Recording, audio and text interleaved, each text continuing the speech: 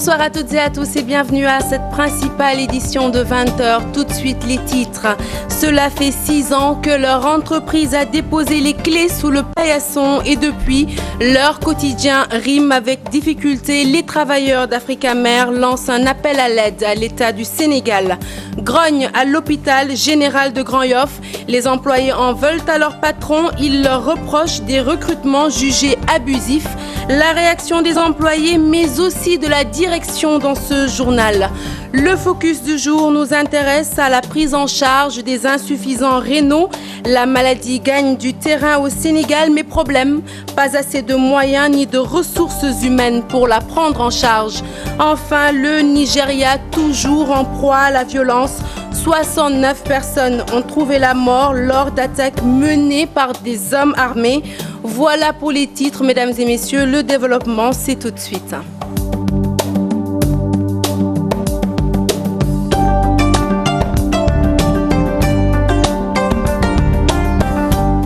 Bonsoir Léa Ndiaye. Bonsoir Sarah Cissé. Je vous le disais donc en titre, les travailleurs d'Africamer lancent un appel à l'aide à l'État. Mais d'abord, pour ouvrir ce journal, la loi sur le tabac passe demain à l'Assemblée nationale. Du côté des médecins, Léa, c'est déjà affaire classée. Pour Abdoulaziz Kassé, cancérologue, le débat est clos. Pas question que les parlementaires adoptent le texte lié à l'aménagement des espaces fumeurs. Nous l'écoutons au micro d'Aminata Mbaresso.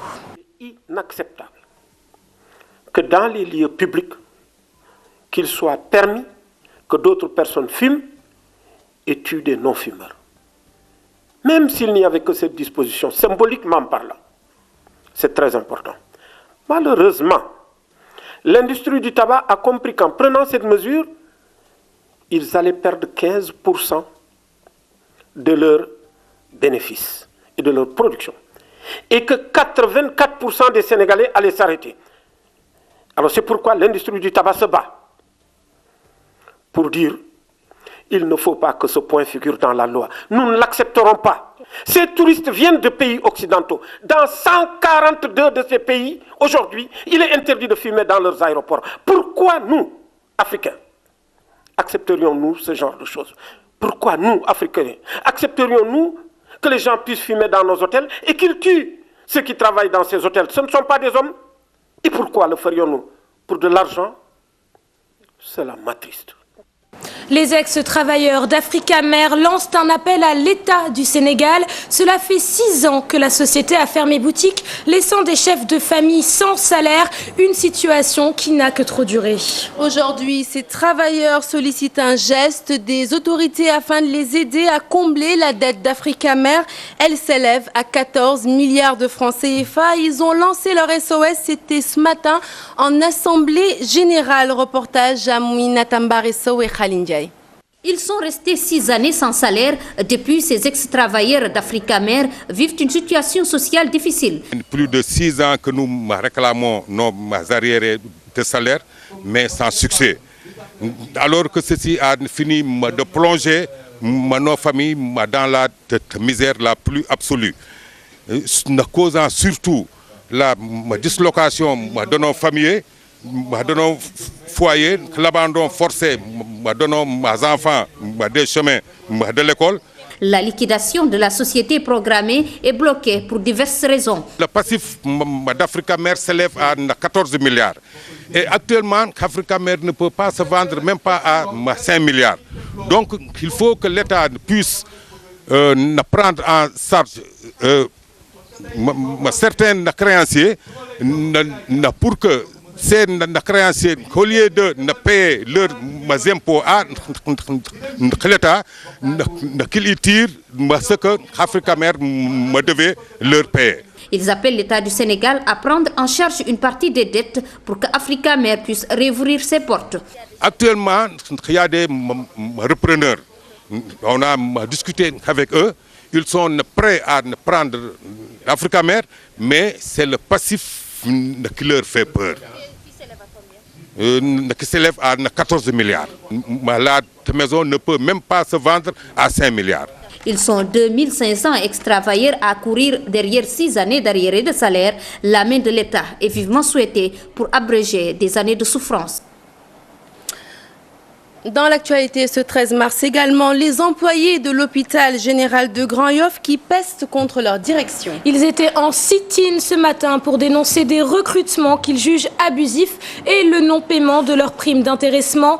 Accusés, acculés, la direction a tenu à apporter des éclairages. Explication de Fatima Taba et Diafar Abba. Encore des remous à l'hôpital général de Grand Yoff. Les travailleurs décrient la gestion nébuleuse de la structure et déplorent le manque de matériel dans certains services. Ça veut dire que quand un chef de service va jusqu'à envoyer une note pour alerter en disant qu'on va aller vers une rupture de stock, ça pose un problème. C'est arrivé au niveau de la radio. Il y a de cela une semaine, c'est la même situation qui s'est passée au niveau du laboratoire. Il n'y avait même plus d'examen à faire. Même les numérations formules sanguines, il fallait aller à l'ASBEF. Il fallait aller à Nabou-Chouker.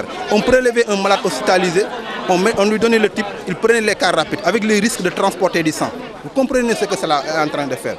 Et aujourd'hui, c'est des marchés concrets, du matin au soir. Chersek et ses compagnons dénoncent les recrutements abusifs et réclament leurs 5 mois de primes d'intéressement. Nous qui sommes du personnel, l'hôpital reste nous devoir 5 mois d'arriérés d'intéressement.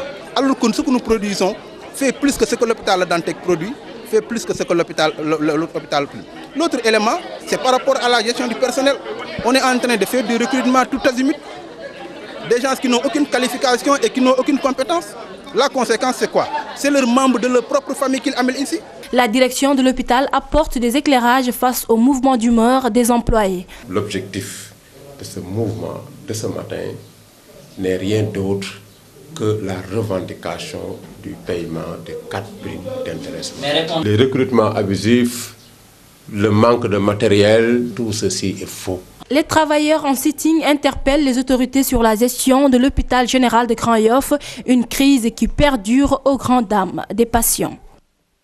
C'est un climat assez tendu qui règne au sein de l'école supérieure d'économie appliquée et pour cause, les étudiants ont reçu la visite de nervis qui les auraient agressés. L'affaire a tout l'air d'un règlement de compte si l'on se réfère à la version des plaignants. Ces étudiants affirment avoir été agressés après l'envoi d'une lettre dans laquelle ils dénonçaient les mauvaises conditions de vie mais aussi d'études sur leur campus. Ils étaient en point de presse ce matin. Ibrahima Kamara et Diafar Abba y ont assisté. L'ex-ENEA devenu SEA dans une situation que déplorent les étudiants. Les conditions sociales dans cet établissement sont décriées. J'avoue que nous avons vraiment beaucoup de problèmes qui sévissent surtout ces temps-ci. En premier lieu, parlant du social. Les chambres sont là, ils nous ont octroyé des chambres, mais on n'a pas d'équipement, à savoir des tables et des chaises permettant à l'étudiant de pouvoir s'épanouir et d'étudier dans la chambre. Une note envoyée aux responsables pour attirer leur attention serait à l'origine d'attaques physiques sur certains étudiants. L'autorité, au lieu d'appeler les étudiants autour d'une table de concertation, a tout simplement décidé d'envoyer des nervis dans les chambres des étudiants pour les intimider, les tabasser, les malmener et même les séquestrer. C'est une situation que nous déplorons jusqu'à la dernière énergie. Les locaux de la structure, qui datent de 1954, inquiètent les étudiants. À l'ENEA, il y a les bâtiments qui ne cessent de tomber. L'année dernière, on nous avait demandé au mois d'août de sortir des bâtiments pour entreprendre des réfections. Mais jusqu'à présent, vous l'avez vu vous-même, les dalles ne cessent de tomber, les toilettes ne sont pas utilisables. Rattachée à l'université Cheikh Anta Diop de Dakar depuis 2008, la restauration de l'ESEA est également mise en cause. Il y a le restaurant aussi où on nous amène de la nourriture via l'université Cheikh Anta Diop de Dakar parce qu'il n'y a toujours pas de repreneur. Récemment, le samedi passé, il y a une intoxication. Beaucoup d'étudiants avaient des maux de ventre. L'ex-ENEA compte plus de 17 nationalités venues de la sous-région. L'amicale des étudiants appelle les autorités du pays à se soucier de leur établissement qui a toujours été un centre d'excellence. Nous restons au chapitre des grognes, mais cette fois-ci, c'est le syndicat des chauffeurs du Sénégal qui est en colère. Il proteste contre la cherté du prix du carburant et appelle l'État à exonérer le prix de l'autoroute à péage. Souvent pointés du doigt en cas d'accident, les syndicalistes affiliés à la CTS accusent l'étroitesse des routes sénégalaises. Cher Abdou Khadir Mbakesek, Tierno Laurent Mendy. Prix du carburant trop élevé, remise sur le prix de l'autoroute à péage, entre autres points de revendication. Le syndicat démocratique des chauffeurs du Sénégal exige le respect du secteur des transports. Pour la baisse du prix du carburant, et une exonération du prix de l'autoroute à péage pour les chauffeurs de transport. En plus de dizaines de chauffeurs qui ont donné chacun 700 000 francs à la TDS et à la G30 Service depuis avril 2011. Bon, on est allé à la justice, porter plainte, faire du tout, aller-retour, mais jusqu'à présent, on n'a pas eu gain de cause. On formalise le secteur du transport pour permettre aux chauffeurs d'avoir des CDD, des contrats à durée déterminée ou des CDI. Encore, parce que les chauffeurs n'ont pas de prise en charge médicale. L'État ne joue pas son vrai rôle d'arbitre entre les chauffeurs et les transporteurs. À cela s'ajoute l'insécurité routière. Pour ces chauffeurs, l'étroitesse des routes cause souvent des accidents. Demander à quelqu'un de bien se tenir, d'abord il faut faire ce que tu dois faire. Tu sais, nos routes, tu vois la route nationale qui mène de Dakar à Thiès ou à Touba ou à Tamba, la route n'est pas plus large que 7,50 m. Comment on peut imaginer une route de 7,50 m, deux voitures de transport en gros calibre pouvaient se repasser? Si c'était en Europe, vous allez voir beaucoup d'accidents par rapport aux chauffeurs. Les chauffeurs sont des vrais conducteurs, les chauffeurs sénégalais sont des vrais conducteurs. L'organisation milite pour un syndicalisme citoyen, c'est pourquoi elle organise des sessions de formation sur le code de la route. Bientôt, la réhabilitation des systèmes d'assainissement semi-collectif dans les quartiers traditionnels de Dakar. C'est l'Office national de l'assainissement du Sénégal qui est à l'origine de cette initiative. Objectif, améliorer le cadre de vie des populations. L'ONAS a également procédé à la signature d'une convention avec les maires de plusieurs localités concernées pour la collecte des déchets solides. Chérif Dia, Mohamed Dia. Environ 11 000 ménages ont été connectés à ce réseau d'assainissement semi-collectif dans 8 communes d'arrondissement abritant des quartiers traditionnels. Un réseau d'assainissement semi-collectif, c'est surtout destiné à des quartiers peu lotis ou non lotis. La grande différence, c'est que les réseaux sont de petits diamètres, de diamètre 110 à 160. Les regards aussi sont de moindre dimension, ce qui permet de le réaliser sans de grands engins. L'essentiel de ces quartiers sont les quartiers historiques de Dakar. C'est pourquoi on a vu que c'est les mairies de Ngor, de Ouakam, de Petit Mbao, de Thiaroye, de Anne qui sont là. Parmi les localités bénéficiaires, Anyarar, jadis confrontée à un réel problème d'assainissement. En termes d'assainissement, il faudrait dire aussi que nous sommes dans un village donc, avec un réseau d'assainissement quasi non existant. Hein? Aujourd'hui, pour nous, c'est une avancée considérable et une réussite de pouvoir participer déjà à cet atelier d'information parce qu'une première phase avait été initiée. Et à cette première phase, j'ai vu qu'elle a été bien prise en compte au niveau donc, de ce qui nous a été présenté. Et nous sommes heureux que, un dysfonctionnement a été constaté. C'était un petit diamètre qui a été mis en place mais qui n'a pas fonctionné et du fait de la présence de déchets solides dans le réseau, ce qui fait que le drainage ne s'effectuait pas convenablement. La gestion des systèmes d'assainissement représente une population de 150 000 habitants. L'ONAS a également signé une convention avec ces localités pour la gestion des déchets solides afin d'améliorer le cadre de vie. Toujours pas de consensus autour du mode de scrutin des prochaines élections locales. Pour trouver un terrain d'entente, les partis non alignés avaient suggéré que le président de la République, Macky Sall, tranche le débat, ce à quoi leurs camarades de l'opposition ont fermement dit niet. Le collectif des partis de l'opposition qui se penchait hier sur la revue du code électoral rejette également toute éventuelle modification de l'agenda électoral d'Issa Prera et Mardien. Principalement, le désaccord entre la majorité et le collectif des partis de l'opposition se situe dans le mode de scrutin et la clé de répartition des deux votes. La principale pierre d'achoppement a été le mode de scrutin sur la ville, ainsi que la clé de répartition des deux modes de scrutin, à savoir la majoritaire et la proportionnelle, pour les élections au niveau du département et de la commune.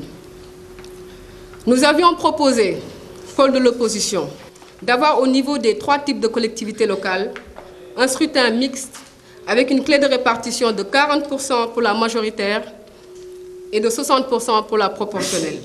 Le collectif dit niet à tout report des élections locales de juin prochain et rejette par la même occasion l'arbitrage de Macky Sall. Nous réaffirmons avec force notre détermination pour le maintien d'un mode de scrutin mixte pour les 3 types de collectivités locales.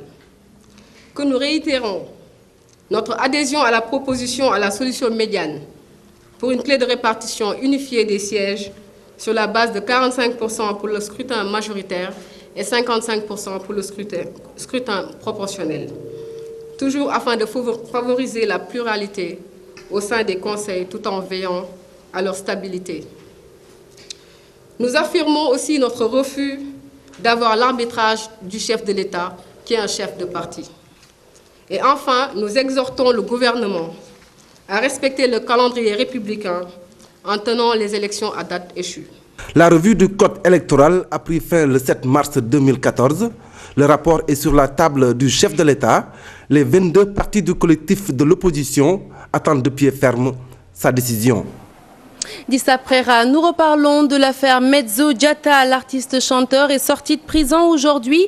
Il a été reconnu coupable de tentative de corruption sur agent de la circulation et non-respect des feux de signalisation. Le producteur de la série Dinamaner est condamné à 2 ans de prison avec sursis, dont 10 jours fermes. Une peine déjà purgée, donc. Medzo Diatta, de son vrai nom Ahmed Siboudji Diatta, va aussi payer une amende de 100 000 francs CFA et verser une contravention de 6 000 francs. L'agriculture pour lutter contre le chômage chez les jeunes, une idée émise par les autorités. C'était lors du Forum national pour l'emploi des jeunes qui s'est ouvert ce matin. Organisé par le ministère de la Jeunesse, de l'Emploi et de la Promotion des valeurs civiques, ce forum a été l'occasion pour le comité scientifique de présenter un rapport, document dans lequel il a fait part de ses propositions et recommandations. Daouda Sow et Mohamedou Diop. L'emploi des jeunes, une priorité nationale pour les gouvernants. L'agriculture, un secteur essentiel à exploiter pour la création massive d'emplois. Le secteur de l'agriculture, qui aujourd'hui constitue un secteur extrêmement important pour nous, au sein du gouvernement, il existe un projet extrêmement important qu'on appelle le projet d'appui à la promotion des jeunes et des femmes. À terme, dans les 5 ans sur lesquels on souhaite mettre en œuvre ce projet, il nous faut arriver à une création de 15 000 emplois directs. Mais en réalité, l'objectif, c'est d'aller vers 300 000 emplois dans les 5 ans. Après une année de travail, un document ficelé est présenté à l'assistance. Des solutions y sont proposées et des recommandations faites. Ce que l'État doit pouvoir faire, sa responsabilité, qui est une responsabilité totale et entière, la responsabilité de chacun d'entre nous, qu'on soit chômeur ou travailleur, de chaque citoyen sénégalais. Si nous disons que nous avons besoin de résorber un volume aussi important de demandeurs d'emploi, il faut que chacun d'entre nous s'y mette. Avec un taux élevé de diplômés chômeurs allant de 17 à 31% entre 2005 et 2011, les autorités misent sur la politique de l'auto-emploi, l'administration ne pouvant contenir tous les demandeurs. La quasi-totalité des jeunes souhaitent aller dans l'administration. C'est cette tendance qu'on veut inverser. Et c'est ça qui explique en tout cas les niches d'emploi qui ont été identifiées. Ça va dans la direction de l'agriculture, il y a les nouvelles technologies et de l'information. Nous avons parlé également de types d'emplois qui peuvent être créés. Avec une population en majorité jeune, la question de leur emploi est un sujet qui intéresse de plus en plus. Mais il urge, selon les participants au forum, d'adapter la formation des jeunes aux offres d'emploi. 32 années de conflits armés, autant de souffrances pour les familles casamançaises qui se retrouvent amputées de leur chef de famille. Une situation à laquelle les femmes du Sud disent non, Sarah. Elles sont des dizaines à s'être regroupées à Ziguinchor pour que plus jamais un tel drame ne se reproduise, Boubacar Diassi. Les conditions d'existence de la femme de Casamance, dont la souffrance ne fait l'ombre de condoute à cause de la crise sociale qui y sévit, a été au cœur des préoccupations de plusieurs dizaines de femmes issues du consortium des femmes rurales et urbaines de Ziguinchor et du mouvement And Taxawu Yokkute. Elles se sont donné rendez-vous au centre culturel de Ziguinchor pour réfléchir à comment sortir de ces souffrances. Par notre engagement dans le développement, l'implication des femmes dans l'économie de notre région n'est plus à démontrer. Car malgré que la Casamance soit meurtrie par une situation de conflit, les femmes dans leur majorité continuent à initier des actions et des activités génératrices de revenus. par cette forte mobilisation. Nous démontrons notre refus d'être des marionnettes politiques. Ces femmes soutenues par Doudouka ne comptent pas s'arrêter en si bon chemin. L'objectif de cette rencontre est d'expliquer aux femmes qu'elles doivent accepter d'être formées parce que ce sont de braves femmes, elles peuvent réussir leur vie. Elles sont dans le maraîchage, au marché et partout pour gagner leur vie. Elles sont même dans le voyage. À cause du conflit armé vieux de 32 ans dans la région naturelle de Casamance, plusieurs femmes sont devenues responsables de familles monoparentales. Le focus du jour à présent, un focus que nous démarrons avec cette histoire assez pathétique, celle d'Alioune Badara Mbaye dont la vie a basculé le jour où il a appris qu'il était insuffisant rénal.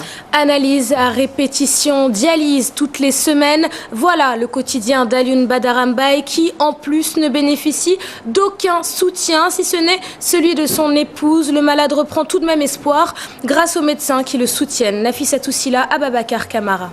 2 ans que Alioune Badara Mbaye est insuffisant rénal. Lorsqu'il l'a découvert, c'était l'anéantissement total. Cela m'a fait un choc. Vraiment, j'ai eu quand même peur. Parce que je croyais, dès qu'on m'a parlé de dialyse, que c'est la mort qui s'en suivait. J'ai appris la maladie en faisant une échographie des reins.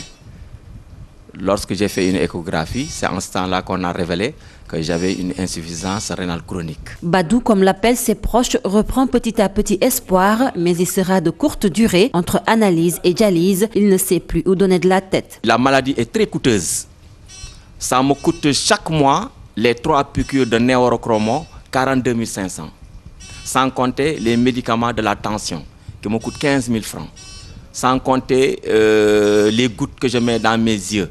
Ça aussi, c'est 15 000 francs. Donc, je ne peux plus faire de que je suis obligé de délaguer ou bien de diminuer la dépense quotidienne et les dépenses de la maison pour s'occuper de ma santé. J'ai un autre malade, mon fils, qui est drépanocytaire. Badara est à 2 ans de la retraite. Pour se prendre en charge, son salaire d'enseignant ne lui suffit plus avec un régime à respecter. Seule sa femme, désemparée, lui vient en aide. Mais je supporte tout d'elle parce que c'est mon mari, je dois le supporter. Quel que soit Alpha. S'il a des ordonnances, je participe. S'il fait des analyses, je participe. Je suis son régime, ce qu'il doit manger, ce qu'il ne doit pas manger. On n'a plus d'économie, on ne peut plus économiser. Avec cette maladie, on ne peut pas économiser. Vraiment, on ne peut pas économiser. Alioune Badara a pourtant ferme espoir de vaincre le mal qui l'accable et attend avec impatience le vote de la loi par l'Assemblée nationale pour la greffe du rein. Les maladies chroniques rénales au Sénégal, un véritable problème de santé publique. Les spécialistes mettent l'accent sur la sensibilisation et le dépistage pour une meilleure prévention. La formation d'un personnel de santé adéquat pour une meilleure prise en charge s'impose de nos jours comme une nécessité. Ils sont moins d'une vingtaine de néphrologues pour toute la population. Fatkinedem Kolosissé. Dépistage, sensibilisation, 2 volets importants pour prévenir les maladies rénales chroniques, surtout au sein de la population cible, à savoir les diabétiques, c'est d'abord les hypertendus et surtout ceux qui utilisent aussi beaucoup les médicaments traditionnels au Sénégal. Nous savons aujourd'hui au Sénégal aussi que les femmes en accouchant sont atteintes d'insuffisance rénale aiguë et donc il va aussi sur ce côté de la mortalité maternelle faire aussi une grande sensibilisation pour que les femmes accouchent dans les services de santé. La prise en charge de l'insuffisance rénale nécessite aussi la formation des personnels de santé. Le nombre de néphrologues est insuffisant au Sénégal, un paradoxe par rapport au nombre de cas détectés chaque année. Par ailleurs, le plus important, respecter les 8 règles d'or. Contrôler fréquemment la pression artérielle. Et si vous demandez comme ça, vous avez beaucoup de monde qui peuvent rester 6 mois à 1 an sans jamais voir leur pression artérielle. Il faut savoir contrôler régulièrement sa glycémie, mais aussi réduire de manière drastique notre consommation de sel. Pour vous donner une idée, le Sénégalais consomme environ plus de 20 grammes de sel par jour, ce qui est énorme. Et il va falloir donc réduire, et ça, ce message s'adresse aux femmes, diminuer la consommation d'huile aussi, et arrêter l'intoxication au tabac, ça aussi ce sera un impact extrêmement important. Particularité de la journée de cette année, l'eau, sa consommation. Et cette année aussi, il y a un message particulier qui a été véhiculé par la Société internationale de néphrologie, c'est de recommander à tous les Sénégalais ce matin de cette journée mondial du Rhin, que chaque Sénégalais prenne un verre d'eau et qu'il boive ce verre d'eau en passant, qu'il va vraiment protéger ses reins et faire, en tout cas, participer à la maintenance de cet appareil qui est extrêmement vital. L'espoir est permis pour une meilleure prise en charge de ces maladies. Le Sénégal compte lancer un marché pour l'ouverture de 20 nouveaux centres de dialyse avec une capacité de plus de 300 générateurs. Et après la parole aux malades, c'est au tour des spécialistes de se prononcer sur le sujet. Des spécialistes qui disent avoir mal à leur pratique et pour cause, pas assez de moyens pour prendre en charge tous les malades. Écoutons le professeur Abdoul Niang au micro de Fatou Kinedem, Écolo Cissé. Le Sénégal est actuellement le seul pays en Afrique de l'Ouest où on fait la dialyse péritonéale dans le cadre de la prise en charge de l'insuffisance rénale chronique. Mais il faut savoir que malgré tout cela aussi, nous ne parviendrons pas à court terme à atteindre les objectifs en termes de couverture de tous les besoins. Aujourd'hui, nous attendons chaque année 2000 à 4000 nouveaux cas d'insuffisance rénale chronique terminale qui ont besoin de dialyse au Sénégal. Et si aujourd'hui le Sénégal traite moins de 500 malades, vous imaginez le gap qui nous sépare de ces objectifs. La prise en charge avec les médicaments qui sont associés à la dialyse coûte cher. Pour vous donner une idée, un malade qui est traité par hémodialyse, chaque mois va dépenser entre 100 et 150 000 francs. Maintenant, ce qui nous reste, et là peut-être qu'il faudra beaucoup s'appesantir, c'est sur le démarrage de la greffe rénale au Sénégal. L'actualité hors de chez nous. À présent, au Nigeria, 69 personnes ont trouvé la mort au cours d'attaques menées par des hommes armés. Des violences entre communautés ont éclaté dans la région. C'était hier dans la soirée. L'actualité internationale qui nous mènera également en Turquie. Le récit est signé Ibrahim Akan. Au total, on dénombre 69 personnes mortes. Elles ont été tuées au cours d'attaques dans 4 villages du nord-ouest du Nigeria. L'information est donnée par un député de cette région dans un contexte de tension entre communautés de la localité. Ces attaques qui ont commencé hier soir ont été menées par des hommes armés montés sur des motos. Une nuit de violence en Turquie après les funérailles de Berkin Elvan, un jeune homme décédé après des mois de coma. Des violences hautement prévisibles après la mobilisation monstre des funérailles de Berkin. Les rues d'Istanbul ont connu une des nuits les plus violentes depuis la grande manifestation de juin 2013. Référendum en Crimée sur le rattachement de la province à la Russie, les États-Unis et l'UE prêtent à prendre lundi des mesures très sérieuses pour répliquer au vote prévu dimanche. Une déclaration ce jeudi du secrétaire d'État américain. John Kerry fait savoir qu'il y aura une réponse au référendum et de surcroît si aucun signe d'avancée n'est noté dans ce dossier. John Kerry s'adressait à une commission du Sénat à la veille d'une nouvelle rencontre vendredi avec son homologue russe, Sergei Lavrov.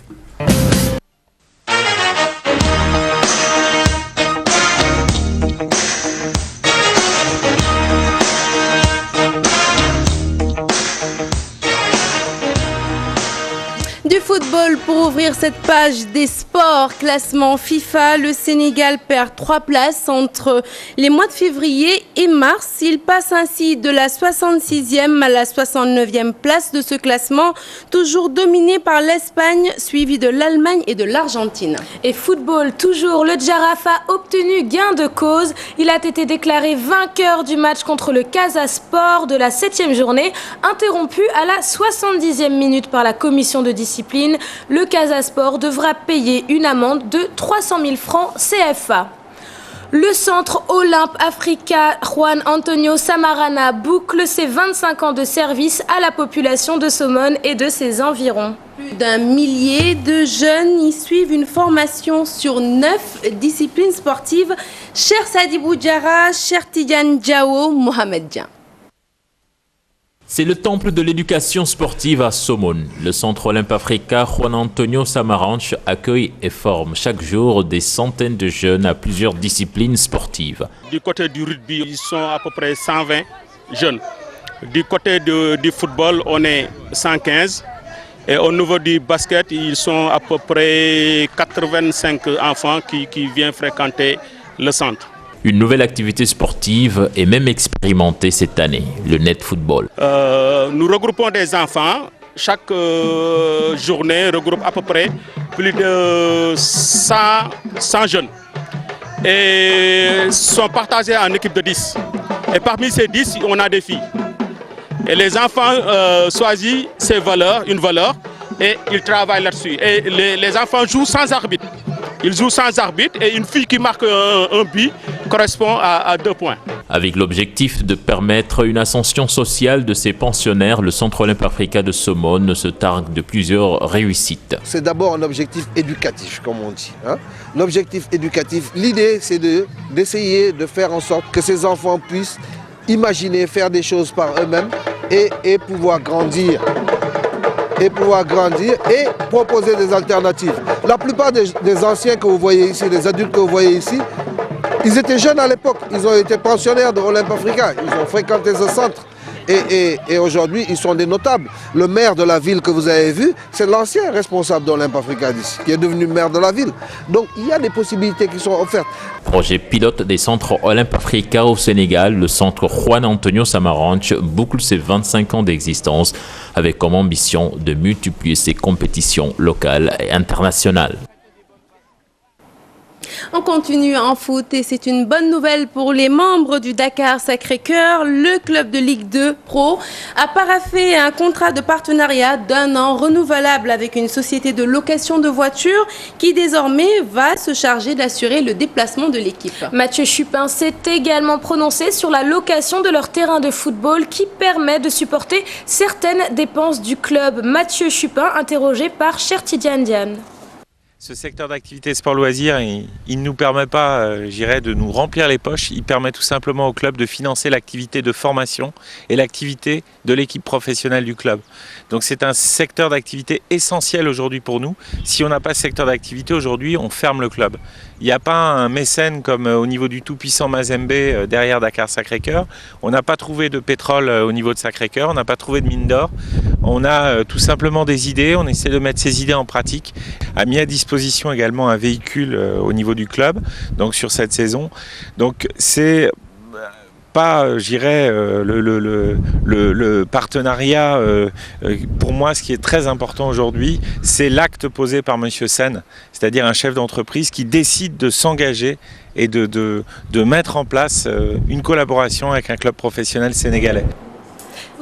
Mais cette fois-ci, hors de chez nous, le Paris Saint-Germain et le FC Barcelone décrochent leur sésame pour le prochain tour dont le tirage au sort est prévu le 21 mars prochain. Tout à fait, Sarah. Le Barça et le PSG rejoignent alors le Bayern de Munich et l'Atlético Madrid. Les quarts de finale aller sont prévus les 1er et 2 avril prochains. Chertidiane Dione. Le Paris Saint-Germain s'est qualifié sans surprise ni angoisse pour les quarts de finale de la Ligue des Champions en battant à nouveau le Bayer Leverkusen 2-1 après les 4-0 de l'aller. Pour la deuxième fois d'affilée, le PSG jouera donc en quart de finale de la Ligue des Champions. Le club de la capitale s'installe dans le paysage très rapidement. L'écart creusé par les Parisiens au match aller 4-0 était bien sûr rédhibitoire pour une équipe allemande en déperdition depuis la fin des matchs de poule. L'autre qualifié du soir, le FC Barcelone, dans l'ensemble, les Catalans ont dominé, attaqué, régalé. C'est finalement la star argentine qui, sur une passe en profondeur de Fabregas, cafoué par l'escorche, a placé un petit ballon piqué pour concrétiser la domination catalane. Les Citizens ont certes égalisé par Company, mais le Barça l'a voulu cette victoire. Et Dani Alves, servi par Iniesta, marque en force.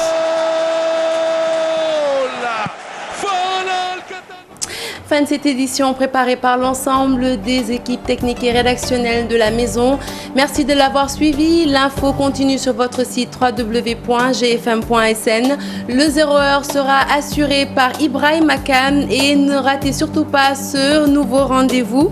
Lichi Penchemi. Aujourd'hui, El Haj Hassan Gueye reçoit Gaston Meng. El Haj Nganjay, Boy Kairé, ancien lutteur, et Tchernoka du CNG avec cette question: quel avenir pour la lutte sénégalaise? Au revoir Léa Ndiaye. Au revoir Sarah Cissé. Au revoir à tous et à toutes. Bonne soirée sur cette antenne.